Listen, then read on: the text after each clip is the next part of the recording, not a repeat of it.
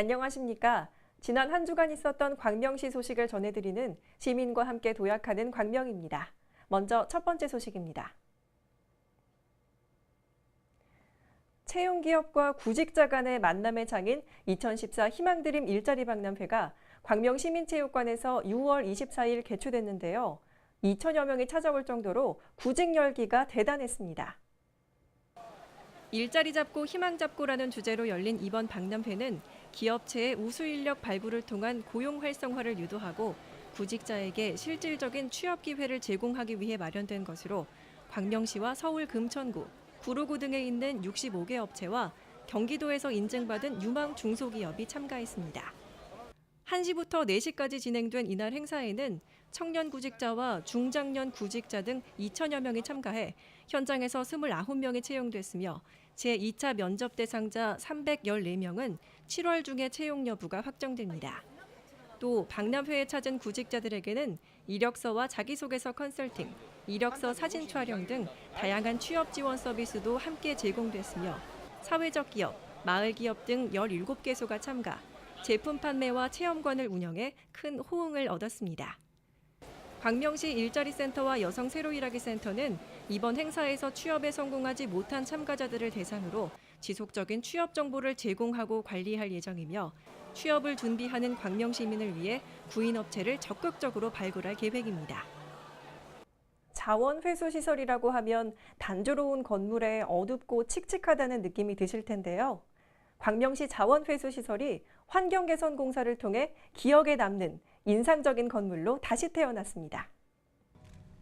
온실가스 감축에 기여하고 있는 광명시 자원회수시설의 환경개선공사 준공식이 24일 있었습니다.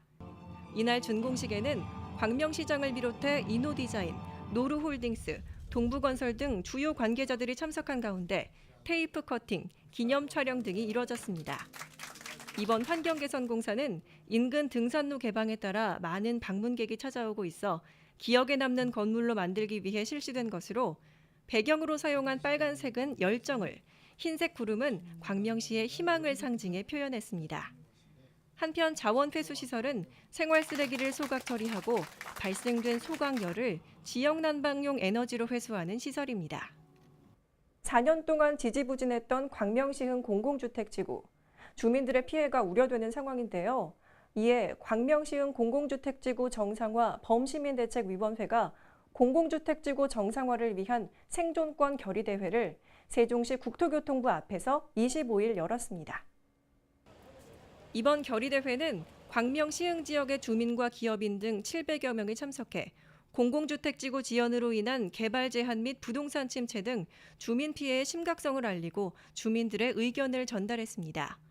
이날 위원회는 국토교통부 관계자와 면담 자리를 갖고 24개 집단 취락 지역을 공공주택지구에서 우선 배제시켜 주거기능 위주로 개발하고 용도 지역을 준주거 지역으로 변경해 줄 것을 요구했습니다.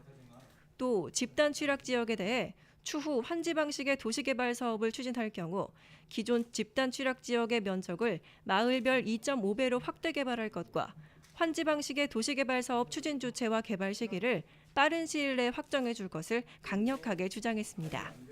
이에 국토교통부는 공공주택지구 개발계획과 관련해 관계기관과 협의를 거쳐 국무회의 후 후속 대책을 발표할 예정이라고 밝혔습니다. 혹시 유아숲 체험교실이라고 들어보셨나요? 아이들이 숲속에서 자유롭게 뛰어놀며 자연을 배우는 프로그램인데요.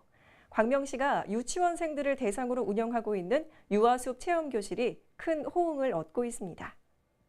유아숲 체험교실은 기존의 교육 프로그램에서 벗어나 아이들이 자연 속에서 뛰어놀고 자연을 관찰하며 창의성을 키우도록 하는 것으로 해설가와 함께 계절별 자연물을 활용한 만들기와 그림 그리기 등 자연과 교감하는 프로그램으로 진행되고 있습니다.